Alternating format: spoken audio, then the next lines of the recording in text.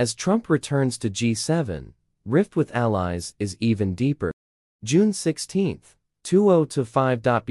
Your name, Washington, D.C. When former President Donald Trump returned to the G7 summit this week in Canada, as the Republican nominee and potential leader of the United States, once again, the tensions among global allies felt eerily familiar but for more entrenched. With his trademark defiance of multilateralism and promises of a more isolationist America, Trump's return reignites concerns among Western leaders who still bear the scars of his tumultuous first term.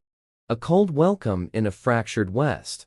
In 2018, Trump famously disrupted the G7 meeting in Charlevoix, Canada, by refusing to sign the final communiqué, calling for Russia to be readmitted into the group and abruptly departing, after clashing with allies over trade, tariffs, and defense spending. 7 years late, many of those same divisions have not only resurfaced but deepened. This year's summit, hosted by Canadian Prime Minister Chrystia Freeland, was originally intended to focus on coordinated responses to climate change, AI regulation, and the ongoing war in Ukraine. But Trump's arrival has cast a long shadow over the agenda. He's not here as president, but he's campaigning like he already holds the office, a senior European diplomat said. And his positions are even more disruptive than they were in 2018. A shrinking American footprint. One of Trump's central campaign promises remains the reduction of America's military commitments overseas. He has proposed withdrawing U.S. forces from Germany, Japan, and even the Korean Peninsula, arguing that American taxpayers should no longer bear the burden of global security. Such proposals alarm allies.